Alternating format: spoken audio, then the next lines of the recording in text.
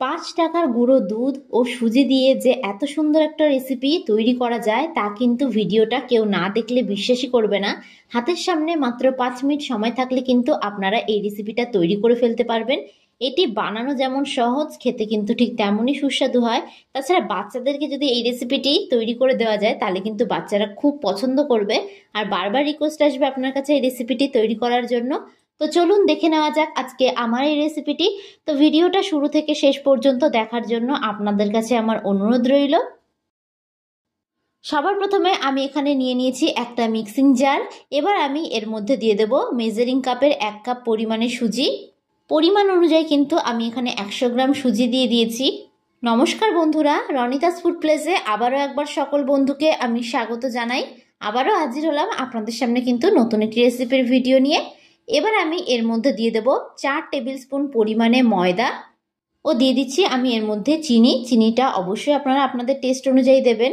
এবার আমি এর মধ্যে দিয়ে দিচ্ছি 5 টাকা দামের একটা গুঁড়ো দুধের প্যাকেট। এবার এই সমস্ত শুকনো উপকরণগুলোকে আমি কিন্তু একটু পেস্ট করে নেব। এবার মিক্সিং জারের ঢাকনা আমি বন্ধ করে এগুলোর একটা ড্রাই পেস্ট আমি তৈরি করে নিচ্ছি। তো দেখুন এইরকম ভাবে কিন্তু ড্রাই পেস্টটা আমি তৈরি করে নিয়েছি। এবার এখানে একটা বড় মিক্সিং বোলের মধ্যে আমি এটাকে ঢেলে দেব। এবার একটা হ্যান্ড মিটারের সাহায্যে আমি খুব ভালোভাবে একটু মিশিয়ে নেব। আপনাদের হাতের সামনে যদি হ্যান্ড মিটার না থাকে তবে আপনারা কিন্তু একটা চামচ দিয়েও ভালো করে মিশিয়ে নিতে পারেন। এবার আমি এর মধ্যে অ্যাড করে দিচ্ছি সামান্য কুসুম গরম জল। জলটা কিন্তু খুব ঠান্ডাও হবে না আবার খুব গরমও হবে না। সামান্য সামান্য জল দিয়ে কিন্তু এটাকে আমি খুব ভালোভাবে একটু গুলে নেব। একবারে কিন্তু পুরো জলটা দেবেন না, তাহলে কিন্তু ব্যাটারটা পাতলা হয়ে যেতে পারে। আমার এই ভিডিওটা যদি আপনাদের কাছে ভালো লেগে থাকে তাহলে অবশ্যই একটা লাইক করবেন। আর যারা যারা আমার চ্যানেলের নতুন বন্ধু তারা অবশ্যই আমার চ্যানেলটি সাবস্ক্রাইব করে দেবেন। আমার ভিডিওর আপডেট সবার আগে পেতে পাশে থাকা বেল আইকনটা ক্লিক করতে ভুলবেন না। আর যারা যারা ফেসবুক থেকে দেখছেন তারা রনিতাস ফুড প্লেস পেজটিকে ফলো করে দেবেন। আমি এখানে ব্যাটারটা জল দিয়ে গুলেছি, তবে আপনারা কিন্তু চাইলে জলের পরিবর্তে দুধ দিয়েও গুলতে পারেন। এইভাবে কিন্তু খুব ভালোভাবে আমি একটু গুলে নিয়েছি। এরকম কিন্তু একটু ঘন করে গুলে নিতে হবে। এবার আমি এর মধ্যে অ্যাড করে দিচ্ছি নুন। আমি কিন্তু খুবই সামান্য পরিমাণে এখানে নুন দিয়ে দিচ্ছি, তবে নুনটা পুরোপুরি অপশনাল, আপনারা চাইলে নাও দিতে পারেন। তবে নুন দিলে কিন্তু মিষ্টির ব্যালেন্সটা খুব ভালো হয়। যে কোনো মিষ্টির মধ্যে একটু নুন দিলে কিন্তু খেতে বেশ ভালো হয়। নুন দিয়ে কিন্তু আমি খুব ভালোভাবে এটাকে একটু মিশিয়ে নেব। আপনারা যদি নুনটা দেন তাহলে কিন্তু খুবই সামান্য পরিমাণে দেবেন। তো দেখুন খুব ভালোভাবে কিন্তু আবারও আমি মিশিয়ে নিয়েছি। এবার এটাকে আমি রেস্টে রেখে দেবো 15 মিনিটের জন্য। এতে করে কিন্তু সুজিটা পুরোটা জল টেনে নেবে। তো 15 মিনিট পর আমি ফিরে আসলাম। দেখুন ব্যাটারটা কিন্তু কতটা ঘন হয়ে গেছে।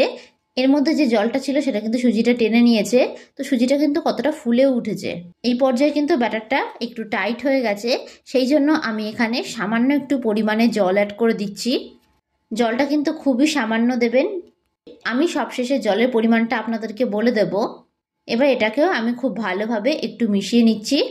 ভিডিওটা কেমন লাগলো অবশ্যই কিন্তু আমাকে কমেন্ট করে জানাতে ভুলবেন না। এবার আমি এর মধ্যে অ্যাড করে দিচ্ছি 1 টিস্পুন পরিমাণে বেকিং পাউডার। এবার আমি এর মধ্যে দিয়ে দিচ্ছি বেকিং সোডা। আমি এখানে যতটা বেকিং পাউডার দিয়েছি তার 4 ভাগের 1 ভাগ বেকিং সোডা দিয়ে দিয়েছি। এবার এটাকে খুব ভালোভাবে আমি একটু মিশিয়ে নিচ্ছি। খুব ভালোভাবে কিন্তু একটু মিশিয়ে নিতে হবে। চা বসিয়ে হাতে যদি 5 মিনিট সময় থাকে তাহলে কিন্তু আপনারা এই রেসিপিটি একবার বানিয়ে ফেলতে পারেন। এটি খেতে কিন্তু খুবই ভালো হয়। তাছাড়া এটা বাচ্চাদের টিফিনে আপনারা অনায়াসে তৈরি করে ফেলতে পারবেন। এটি কিন্তু সুজির খুবই স্বাস্থ্যকর একটি রেসিপি। তো এইভাবে কিন্তু ব্যাটারটাকে আমি গুলে নিয়েছি। তো ব্যাটারের ঘনত্বটা আমি আপনাদেরকে দেখিয়ে দিচ্ছি। তো দেখুন ব্যাটারটা কিন্তু খুব বেশি ঘনও হয়নি আবার খুব বেশি পাতলাও হয়নি। এইরকম ভাবে ব্যাটারটা তৈরি করে নেবেন, তাহলে কিন্তু রেসিপিটা তৈরি করতে খুবই সুবিধা হবে।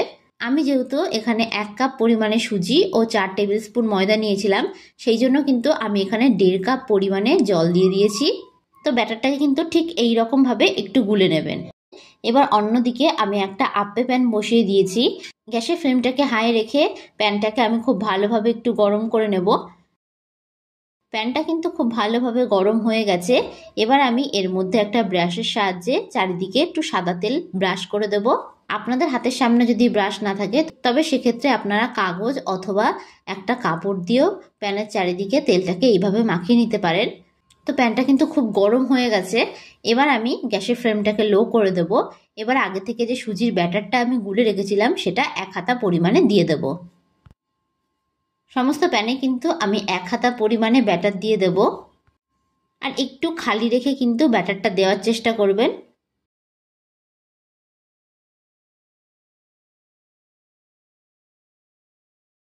তো দেখুন সবকটা প্যানে কিন্তু আমি ব্যাটার দিয়ে দিয়েছি। এবার গ্যাসের ফ্লেমটাকে আমি হাইয়ে রেখে ঢাকনা চাপা দিয়ে দেব 2 মিনিটের জন্য। প্রথমে ব্যাটারটা দেওয়ার সময় গ্যাসের ফ্লেমটাকে লো করে দেবেন, তারপরে কিন্তু হাই করে দেবেন। 2 মিনিট পর আমি ফিরে আসলাম। তো দেখুন এগুলো কিন্তু কতটা ফুলে উঠেছে। এবার একটা চামচের পেছন দিয়ে আমি ঠিক এই রকম ভাবে এগুলোকে উল্টে দেব। তো দেখুন খুব সহজেই কিন্তু প্যান থেকে উঠে আসছে। এই রকম ভাবে কাজটা করার চেষ্টা করবেন, তাহলে কিন্তু প্যানে একটুও লেগে যাবে না, খুব সহজেই প্যান থেকে উঠে আসবে। সবগুলোকে কিন্তু আমি উল্টে দিয়েছি। এবার ঢাকনা চাপা দিয়ে দেব আবারও 1 মিনিটের জন্য। 1 মিনিট পর আমি ফিরে আসলাম। তো দেখুন দুপিটি কিন্তু একদম ভালোভাবে রেডি হয়ে গেছে। তো এবার এগুলোকে আমি তুলে নেব। ভিডিওটা ভালো লাগলে অবশ্যই একটা লাইক করে দেবেন।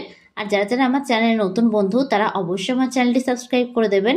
আমার ভিডিওর আপডেট সবার আগে পেতে পাশে থাকা বেল আইকনটা ক্লিক করতে ভুলবেন না। আর যারা যারা ফেসবুক থেকে দেখছেন তারা রনিতাস ফুড প্লেস পেজটিকে ফলো করে দেবেন। তো ভিডিওটা শেষ পর্যন্ত দেখার জন্য আপনাদেরকে আমি অসংখ্য ধন্যবাদ জানাই।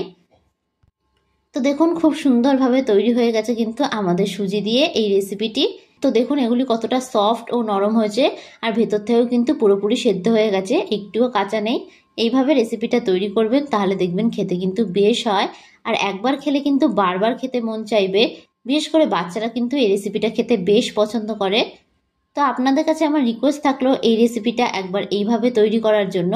তো আজকের মতন আমি বিদায় জানালাম। আবারও হাজির হব আপনাদের সামনে নতুন একটি রেসিপির ভিডিও নিয়ে। তো আশা করি আপনারা সকলে ভালো থাকবেন, সুস্থ থাকবেন। ধন্যবাদ।